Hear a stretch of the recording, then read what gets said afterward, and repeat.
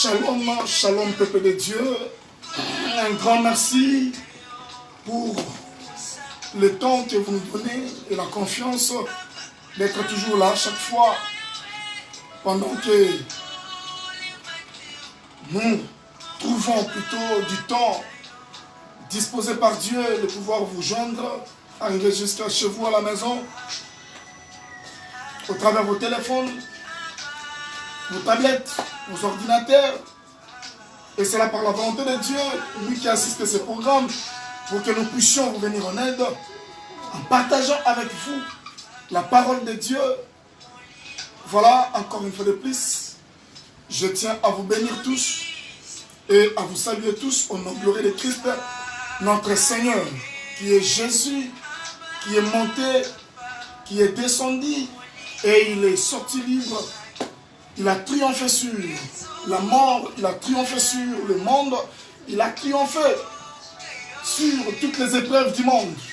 Et aujourd'hui, il a remis la responsabilité à ces éminents serviteurs de Dieu que lui-même a fait appel. La plupart de ces serviteurs-là, ils étaient dans une vie, si tu peux voir, dans le passé, ils avaient une mauvaise vie. Mais aujourd'hui, Dieu les a fait grâce de pouvoir entrer dans le champ de Dieu et apporter la bonne nouvelle, prêcher l'évangile. Et aujourd'hui, toi aussi, Dieu peut te faire un appel. Dieu peut faire de sorte que tu lui appartiennes et que tu sois aussi dans les sacerdoces. Ce n'est que la grâce que nous avons trouvée à ses yeux. La paix chez toi, règne chez vous, règne dans vos maisons, règne partout là où vous êtes. Laisse que l'amour de Jésus qui nous a tous réunis soit votre partage. Lui qui avait triomphé, qui est ressuscité, il est sorti libre et vainqueur. Sur la terre, personne n'a pas pu le retenir. Même la loi de ce monde, même la malédiction, même le pouvoir du diable, aucun de ces pouvoirs n'a pas pu le retenir esclave, car en descendant dans les séjours de mort, il a apporté son éclat, il a apporté sa lumière, et à sa sortie, bien-aimé dans le Seigneur, il a triomphé sur la mort, et il est ressuscité ensemble avec les disciples. Il est monté, et pendant que nous sommes en train de parler, cette résurrection avait déjà eu lieu. Et aujourd'hui, il est capable aussi de ressusciter tout ce que tu avais perdu, tout ce qui était enterré. Oui, je crois. Nous parlons de quoi? Toujours dans notre grand thème. J'ai la victoire en Jésus-Christ. Mais aujourd'hui, je vais parler un peu de quelque chose qui va t'intéresser. C'est quoi? Les chemins qui nous amènent vers le salut. Les chemins vers la destinée. Les chemins vers les royaumes. Les chemins vers la gloire. Les chemins vers le succès. Les chemins vers ton mariage. Les chemins vers ta progéniture. Les chemins vers ton élévation. Il y a beaucoup de choses. Mais laisse-moi, comme si, en train de conclure, de dire que le chemin du salut est serpenté. Et serpenté parce qu'il nous réserve pas mal de surprises.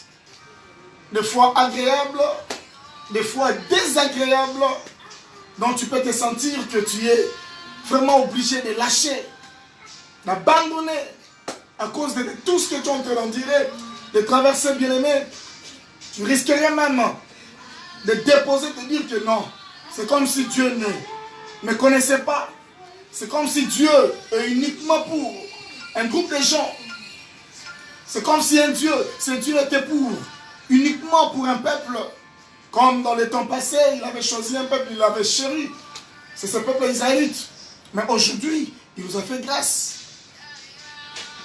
pour que nous puissions faire partir, car nous sommes sa deuxième berger.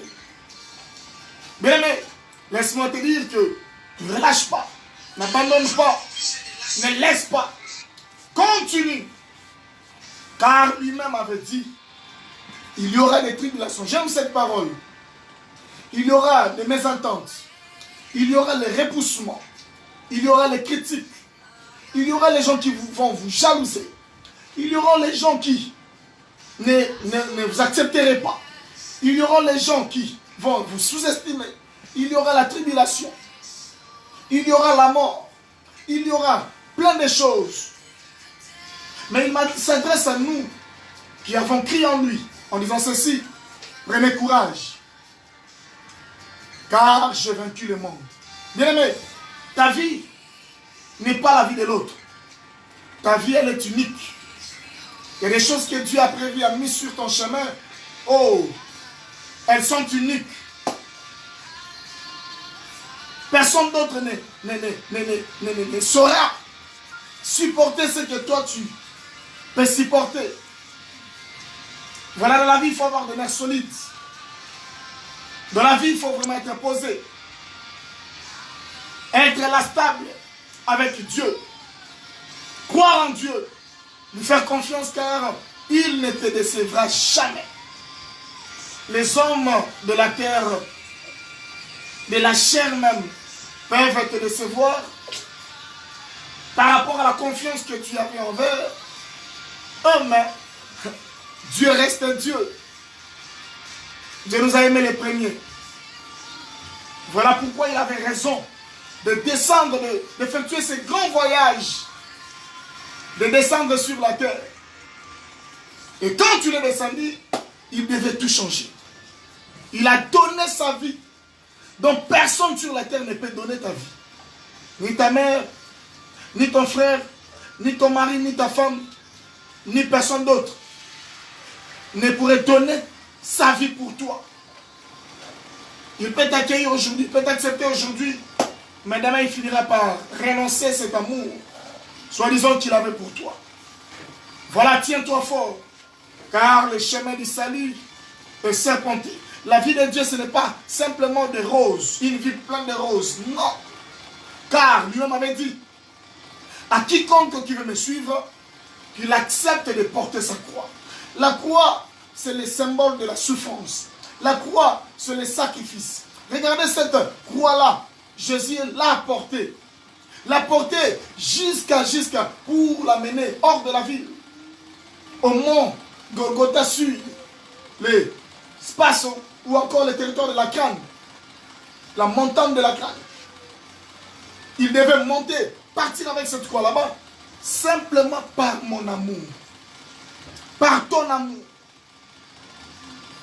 Il a accepté de se livrer. De passer de la mort à la vie telle que les Écritures nous font voir. Laisse-moi te dire, cela a été uniquement pour toi. Alors, prends courage. Ne perds plus l'espoir. Continue ta marche. Car Dieu a besoin de toi. À ce moment aussi difficile. À ce moment aussi vraiment dur. Dans toute l'étendue de la terre est frappée, tourmentée. Beaucoup de gens ont perdu leur économie, leur stabilité, leur constance sur le plan économique, social. Les études arrêtées. Les boulots, ils ne partent plus. Tu voulais faire voyager ton père, ton fils, ta femme, un membre de ta famille pour aller suivre des soins médicaux à l'étranger. Il n'y a plus d'avion. Les frontières sont fermées. Les médecins qui devaient venir pour opérer, t'opérer. Mais il n'y a pas moyen qu'ils viennent parce que les frontières sont fermées. Regarde le coup là. Il y a beaucoup de familles aujourd'hui qui pleurnichent parce qu'ils ont perdu les hommes importants à cause de ce qui frappe toute l'humanité. Voilà pourquoi il n'est pas question de faire un recul. C'est question d'avancer. Même si ça ne marche pas. Tiens fort. Alors aujourd'hui, nous allons parler d'une histoire dans la Bible qui va être vraiment intéressante pour toi. Pourquoi pas pour nous tous. Dont le Seigneur Jésus lui-même est au centre de toutes choses. Car je te dis, nous sommes dans Jésus. En Jésus, j'ai la victoire. Qu'est-ce qui t'est passé? La Bible nous fait voir. Je vais lire pour toi dans Marc 5, je prends 22 à 23 peut-être.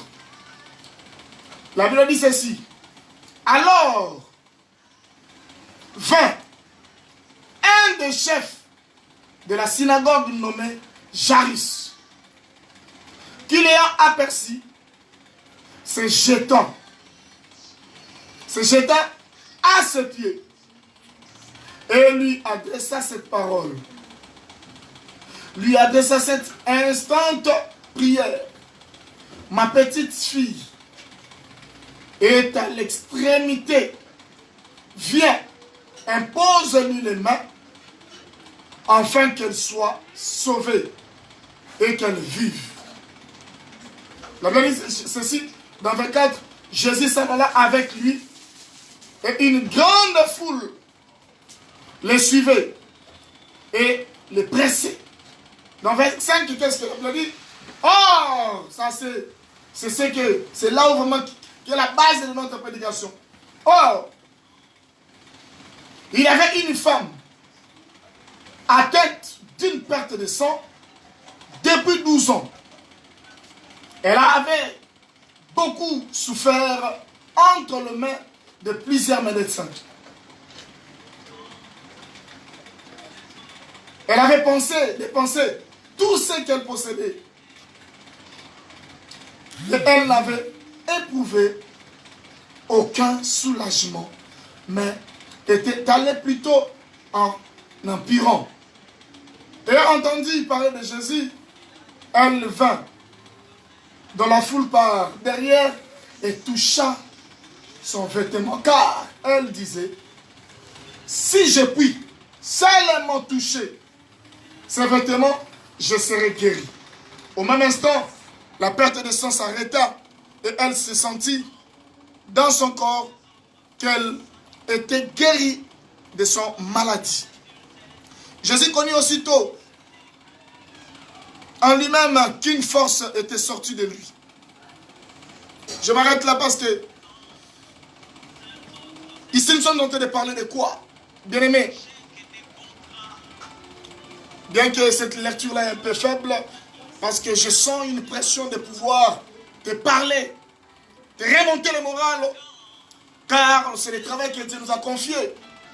C'est parce que quoi, Jésus, après avoir guéri plusieurs cas, plus même les démoniaques, les fous de Gadara, beaucoup de choses. La Bible dit qu'il était toujours accompagné par la foule. Et au milieu de la foule, un homme apparut. Cet homme-là s'appelle Jairus.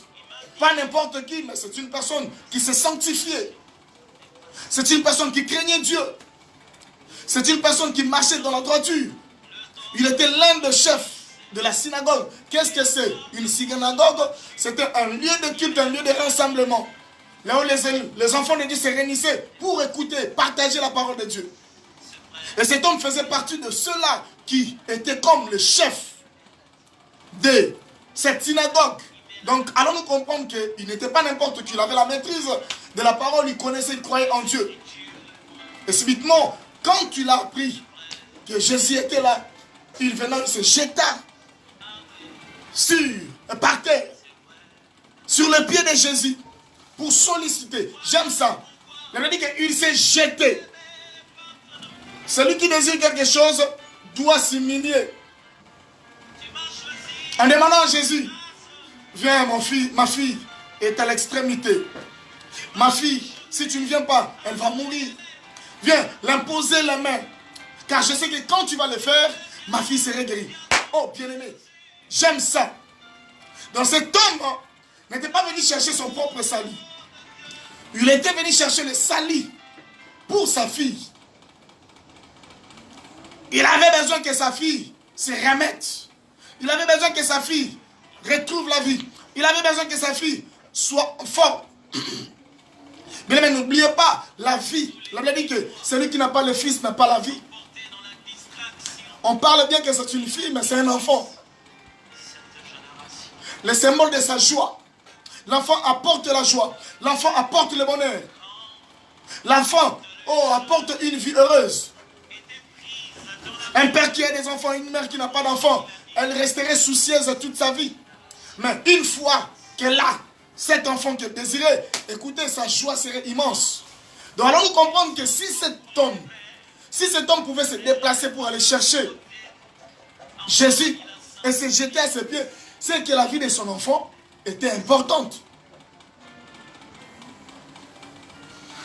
Bien aimé, tu vas te dire que non, non, non, non. Pendant qu'il s'est jeté là, Jésus était d'accord. Il a accepté de pouvoir l'accompagner jusqu'à arriver chez lui à la maison. Mais malheureusement, sur ce chemin-là du salut, sur ce chemin-là qui pouvait rendre cet homme son bonheur, sur ce chemin qui pouvait ressusciter, apporter la vie à sa fille, sur ce chemin qui pouvait stabiliser sa foi, lui donner encore la confiance, sur ce chemin qui pouvait restaurer les choses, apporter le bonheur dans sa vie. Malheureusement, la Bible dit qu'il y a une femme qui est apparue. Cette femme-là a retardé la chose. Oh Jésus. Cette femme-là a fait que cette fille-là qui était malade meure à cause d'un arrêt. Eh bien, Jésus, non, non, non, non, non. Calme-toi un peu, tu es un peu trop pressé. Tu vas me guérir premièrement. Voilà, c'est ça là où nous sommes. Sur le chemin de notre destinée, sur le chemin de notre salut, il y aura toujours les gens qui chercheraient à t'arrêter, à te freiner, à t'empêcher de ne pas pouvoir accélérer, à t'empêcher de ne pas pouvoir atteindre ton objectif. Mais il ne faut pas céder aux caprices des hommes. Il ne faut pas céder aux critiques des hommes. Il ne faut pas céder aux durs des gens. Il ne faut pas céder à la façon de comprendre les choses. Il faut croire. Il faut persévérer. Il faut aller foncer encore. Parce que quand les combats s'élèvent, tu es à la porte de ta destinée. Tu es à la porte de ta bénédiction. Tu es à la porte dont toute chose finirait par changer. Est-ce que quelqu'un me reçoit maintenant? Que cette parole t'apporte le bonheur. Que cette parole enlève en toi le désespoir. Qu'est-ce qui se passe? Cet homme pouvait se dire que, oh, je suis un homme, je me sanctifie tel que la Bible dit. Il n'était pas un pécheur. Tu peux te dire que non, je vis une vie de sanctification. Je demeure dans une vie de sanctification. Je crains Dieu. Je fais ce que Dieu est en train de me dire. Je donne des offrandes. Je crains. Je ne suis pas dans l'alcool. Je ne suis pas dans la prostitution. Je ne suis pas. Tu peux te donner même la sainteté du monde. Mais pourquoi de telles choses t'arrivent? Oh, tu peux chercher à avoir une vie stable. Tu peux rester calme là où tu es. Tu sens que tu as le bonheur. Tu es dans la paix totale. Mais subitement, oh, ton enfant tombe malade. Ta joie est dans une perte. Ton bonheur est bousillé, bousculé. Tu perds ta joie. Il n'y a plus rien qui marche. Tu te dis, oh, pourquoi Dieu permet? Pourquoi Dieu permet? Aussi longtemps, je me sanctifie. Aussi longtemps, je les crains. Aussi longtemps, je les sers. Aussi longtemps, mes deux pieds sont dans sa présence. Aussi longtemps, aussi longtemps. Bien, mais tout ça n'explique pas.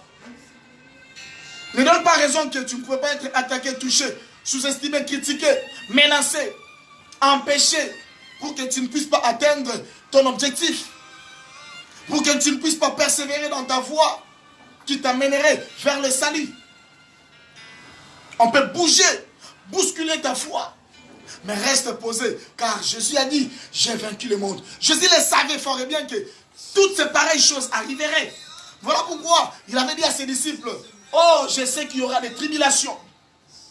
Je sais qu'il y aura des repoussements. Je sais qu'il y aura tout. Je sais que les gens seraient là. Oh, ne voudraient pas de vous. Je sais. Mais, sachez que moi, votre maître, j'ai vaincu le monde. Vous comprenez? C'est là où il y a les problèmes. La victoire nous est donnée par Jésus. Nous sommes des triomphes. Nous avons remporté la victoire par une seule personne, c'est Jésus. Il est le point central de toutes choses. Bien aimé, quand il y a des problèmes qui t'arrivent, il faut savoir, regarde là où tu es. Ne fais pas confiance à qui que ce soit. Rentre toi-même parce que tu avais reçu un appel. Tu avais reçu un appel. Quand il y a les épreuves, remets-toi. La Bible dit, invoque-moi au moment de ta détresse. Je descendrai, j'agirai. Et toi, enfant de Dieu, toi fidèle du royaume, toi fidèle de Jésus-Christ, il descendra et il agira. Toi, tu vas témoigner Dieu. J'ai dit, après les choses qui t'arrivent là, car maintenant que je parle, oh, Jésus s'avance pour apporter la résurrection, pour donner la vie à ton enfant là qui est malade, à ce que toi tu as perdu, à ce qui est déjà mort en toi. Il est capable de ressusciter car il a dit, cet enfant n'est pas mort. Chose qu'il avait fait aussi avec Lazare. Je parle pour réveiller Lazare, mais les gens vous disent, mais apparemment il parle de quoi là? C'est là où ça nous diffère, là où ça nous distingue, là où ça nous diffère un peu avec Dieu. Un enfant de Dieu n'a pas le même regard, n'a pas la même vue que les païens, que les mondains. Voilà, plusieurs fois, même les médecins, qu'est-ce qu'ils font? Ils nous font retourner les cas. De dire que bon, nous, on n'a pas pu, dans la guérison, ce n'est pas nous qui donnons. Allez chercher Dieu. C'est là où il y a le problème. C'est que les humains ne pourront pas faire. Jésus est capable de faire. Il est le multisystème. Il est le maître de notre vie. Oh, je prie mon Dieu qu'il nous fasse grâce de nous demeurer toujours fidèles, d'apporter toujours la bonne nouvelle, de prêcher toujours pour que tous ceux-là qui ne croient pas en lui finissent par croire et en être sauvés. Car la parole est capable de nous sauver. Les chemins qui nous amènent vers le salut. Les chemins du salut est serpenté. Eza nyoka nyoka. Cela veut dire quoi? Etengama tengama. Eza mata kita. Okokuta na mabaku. Okokuta na mabanga. Okokuta na makambu. Okondimate. Est-ce que kaka yango? Est-ce que quand tu me sali ngabo? Tu vas t'étonner. Mais c'est ça le vouloir de Dieu. Dieu n'aime pas que nous puissions placer confiance à une personne. La dit, il ne partage sa gloire à personne. Il est jaloux, mais il est fidèle. Il est fidèle. Je peux être un pécheur. Mais quand je reviens à lui, il m'ouvre sa porte. Souvenez-vous, avec l'enfant prodigue. Il a pris ses biens, il est parti. Il a joué avec. Mais à son retour, il a dit, fais de moi un fils que serviteur. Non, non, non, non. Les serviteurs restent là-bas. Mais les fils entrent partout. Nous avons droit à hériter le royaume. Mais ce n'est pas facile. Il y aura des tribulations. Il y aura des persécutions. Il y aura des repoussements. Il y aura la jalousie. Il y aura les attaques. Nous devons nous attendre. Bien aimé, je ne parle pas pour te plaire. Que tu vois que je sais parler. Mais je parle pour te préparer. Et que te dire que attends-toi à tout ça. Ça arriverait. Ça peut arriver. Mais garde ta position. Ta fidélité. Même si dans ta maison, c'est ça, l'enfant qui était malade, excusez-moi, représente même la situation de la maison. Peut-être que tu es un enfant qui est malade. Les enfants tombent malades tout le temps. Tu peux te dire, j'ai péché contre qui? Les gens peuvent douter de toi. Les gens, ça peut étonner l'accès à tout le monde de parler ce qu'ils veulent. Tu peux perdre ta joie. Tu as peut-être un problème dans ton mariage. Ton mari ne t'écoute plus. Il n'y a plus la joie dans votre couple, dans votre union. Ton mari commence à prendre l'alcool, il sort du matin au soir. Ton foyer bouge. Ça bouge. Il y a les faits dans ta maison. Il y a la pauvreté dans ta maison. Dans ton travail, il y a des choses qui se passent. Tu te dis, ouf, qu'est-ce que je fais? Je péché contre qui? Au moment où je suis en train de parler, tu te poses multiples questions. Pourquoi seulement moi? Pourquoi seulement moi? Cette chanson-là est ici. Si je pourrais encore voir ça. Pourquoi seulement moi? Pourquoi seulement toi? C'est parce que tu as une promesse dont les autres n'en ont pas. C'est parce qu'en toi, il y a des choses dont les autres n'en ont pas. Parce que tu es un fils. un enfant de la promesse. Tiens-toi fort, bien-aimé dans le Seigneur. Jésus t'aime énormissivement. Jésus t'aime, tu ne peux pas voir l'idée. Il a dit non, non, non, non, non. Qu'est-ce que je fais avec ma vie de sanctification? Mais je dois aller chercher Jésus. Tu peux te retrouver dans un problème, dans une maladie, dans des soucis. Tu as frappé la porte partout.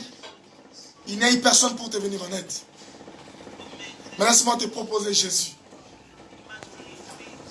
Je te propose Jésus. Je te propose Jésus. Tu comprends? Je te propose Jésus. Parce qu'il est notre force. Il est notre tout.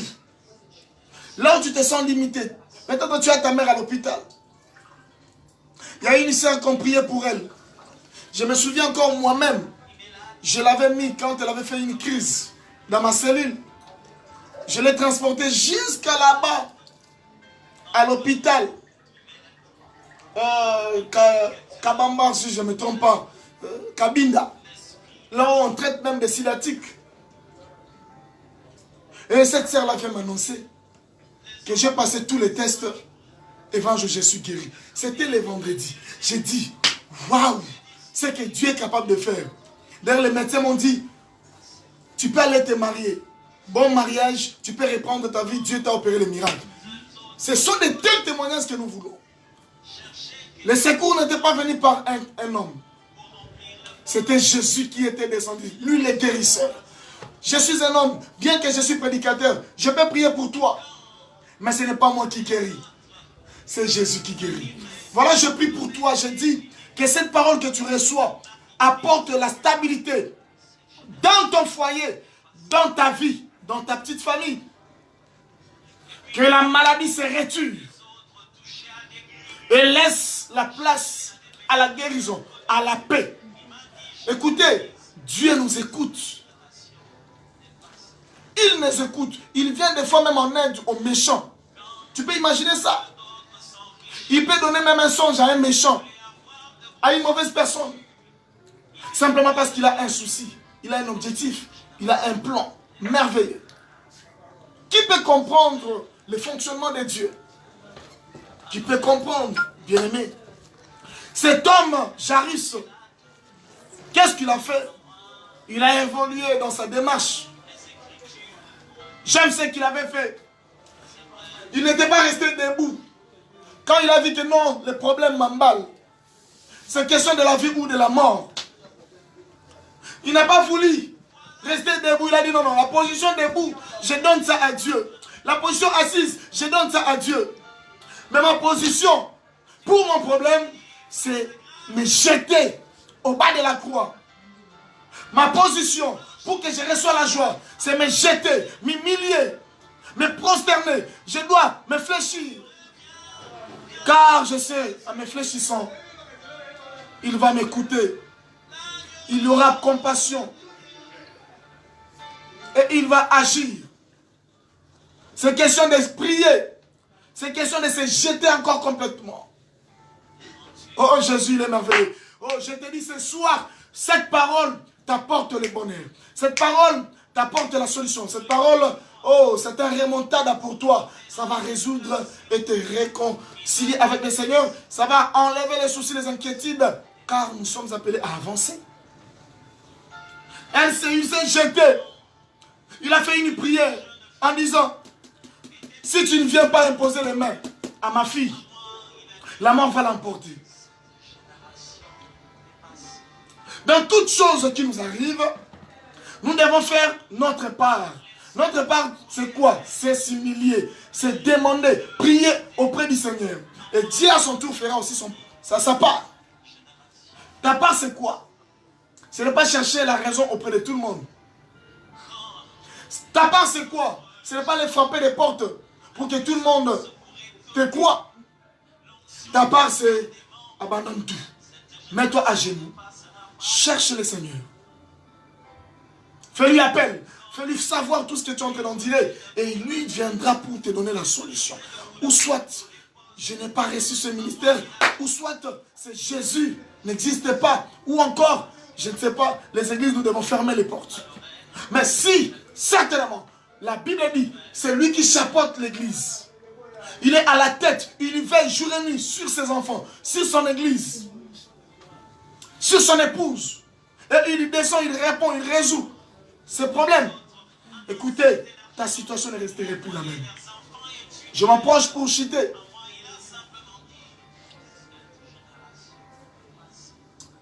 Bien-aimé, ce moment que tu es en train de vivre ne va pas passer.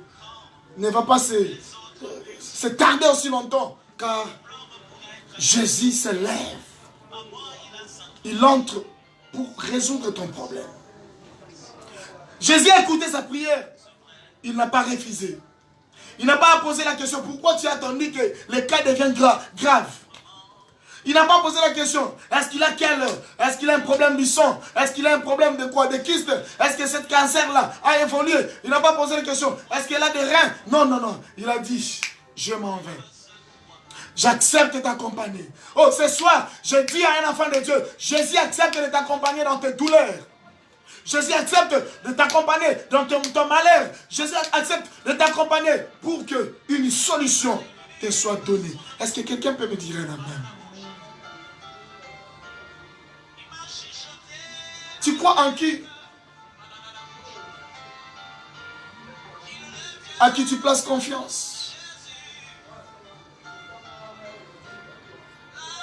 Qui a conquis ton cœur? Qui est ton Jésus? Mon Jésus demeure mon cœur.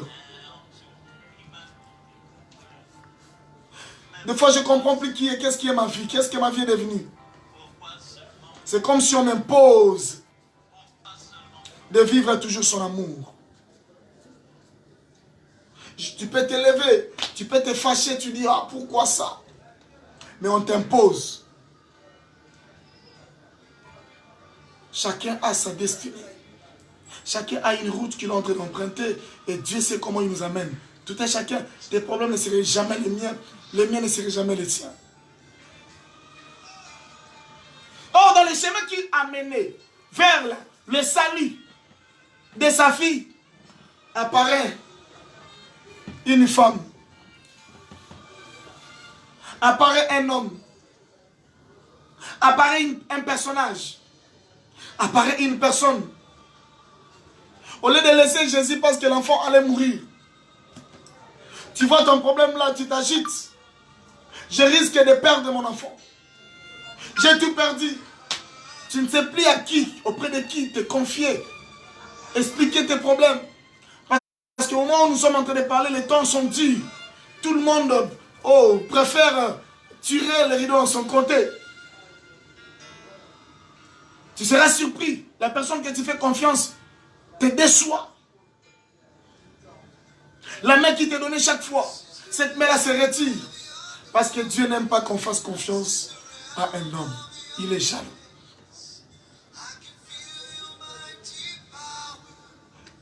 Le chemin qui nous amène vers notre destinée, le chemin qui nous amène vers le salut est toujours serpentine. N'est pas droit. Mbilinga, mbilinga.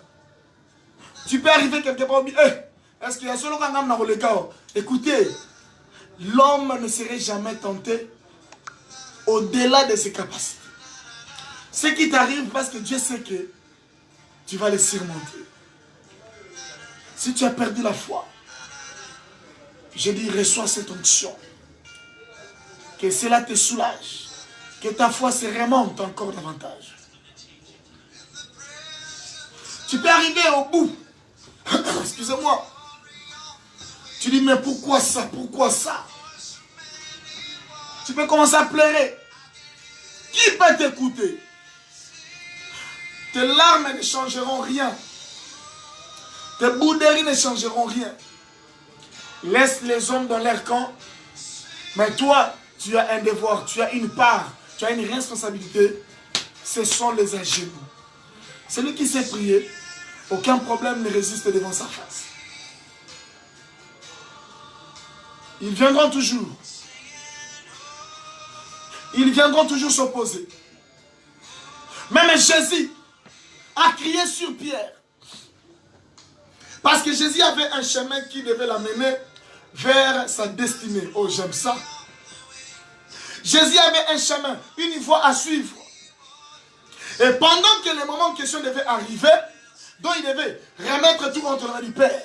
Donc il devait nous donner la victoire. Donc il devait nous donner le pardon du péché. Bien que ce chemin était dur, difficile à accepter, il a annoncé à ses disciples, nous allons à Jérusalem. Ce que les prophètes avaient parlé pour le Fils de l'homme s'accomplirait. On les tabasserait. On les frapperait jusqu'à ce qu'il l'amenait à la mort. Mais le troisième jour, il sera ressuscité. Donc tous, son calendrier, il y avait un plan d'action. Tout a été déjà élaboré. C'était pour que je sois sauvé. Pierre a voulu l'empêcher. Non, non, non, non, non, non. Tu ne partiras pas. Pierre a voulu s'opposer. Jésus a dit, il a traité de tout. Je n'ai pas besoin de citer ça ici. Nous connaissons ce que Jésus avait dit. Son homme de confiance. Oh Jésus. Bien, mais il y a d'autres choses qui nous arrivent. Regarde ce que Jésus avait dit à Pierre. Mais Pierre ne lui avait pas quitté. Ne s'était pas séparé de lui. Il était toujours avec. Alors tout ce que tu peux recevoir comme coup dans le monde, ce n'est pas pour une séparation, mais c'est simplement tes épreuves. Tu dois les accepter comme ça. C'est pas facile, je sais que c'est pas facile. Mais accepte-le comme ça. Car je sais ce qu'il est en train de faire. Il sait ce qu'il est en train de faire. Il lui dira, éloigne de moi. J'ai prié pour toi. Donc il avait compris que c'était une menace. Alors il faut se débarrasser de tout ce qui peut retarder ta croissance spirituelle. De tout ce qui peut retarder ta bénédiction. De tout ce qui peut être comme une opposition. Déconsidère ça. Ne donne à aucune parole, à aucun homme, la confiance, la place dans ta vie, qu'il domine sur toi, qu'il te vend, qu'il te contrôle par son expression. Même si le combat s'élève, tu as la victoire avec toi. Parce que Jésus avait vaincu. Qu'est-ce que j'ai encore à te dire? Laissez le combat. Sois patient. Ça passera. Ce que tu vois ici qui te brûle le cœur. Ce que tu vois ici que tu souffres de ça. Ce que tu vois peut-être les enfants malades. Ce que tu vois, tu manques de l'argent à payer la maison. Ce que tu vois, tu n'as pas l'argent pour scolariser les enfants. Ce que tu vois, oh, on peut tout te traiter pauvre, minable. Oh, mais laisse-moi te dire, tu vois tel que cette page est ouverte, demain ça va tourner. Je répète encore, tu vois ce cahier, tu vois ce livre, tu vois cette page, elle est déjà pleine. Elle a déjà des écrits. On a déjà rempli ça. Il est temps maintenant, ces problèmes-là qui te tourmentent, que Dieu tourne la page. Pendant que je parle, tel que j'ai tourné la page, ta vie aussi connaisse un changement. Si je suis un homme de Dieu, si je te parle, si je te prêche par l'amour, par l'aide de l'Esprit de Dieu, laisse que tel que je le déclare, que la page de ta vie, du malheur, de souffrance, soit tournée. La maladie dans ta maison, les enfants malades, tu manques à manger. Je dis, ces moments-là, je la fais tourner. Les épreuves, les injustices, les critiques, les repoussements, je dis aujourd'hui, ça reçoit la fin. Je la fais tourner. Sois patient. Il n'y a pas un moment qui resterait éternel. Tout temps, tout moment est appelé à passer. Une seule chose qui ne passe pas, c'est la bonne nouvelle. Jésus ne passe pas. C'était votre humble, éminent serviteur de Dieu, l'évangéliste Ordin Basuku, comme j'ai toujours voulu qu'on m'appelle, les petits frères de Jésus. J'aime Jésus. Je suis son petit frère. Il fait de beaucoup dans ma vie. Tout ce que je suis, je le suis grâce à lui.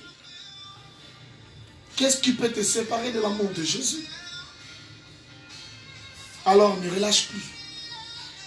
Jairus était patient.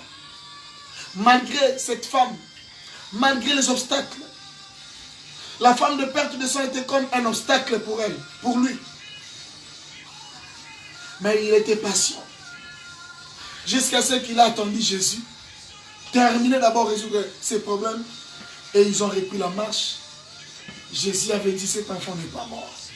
En la touchant par sa main, l'enfant s'est relevé. Il a repris la vie.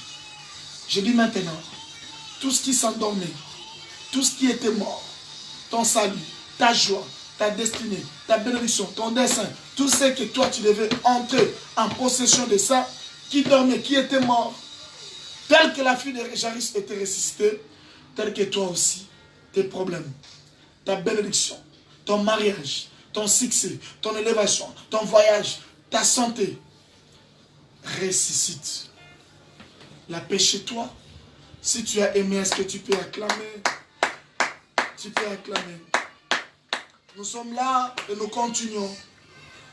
Le mercredi encore, nous serions là. Pendant que je me mettais en train de parler, je crois que cette parole a été puissante. T'a touché. T'as déjà guéri. T'as déjà solutionné. T'as déjà vraiment visité. Je déclare que dans une durée écourtée, que tu vois les fruits de cette parole se produire dans ta vie. La paix chez toi. Bye bye.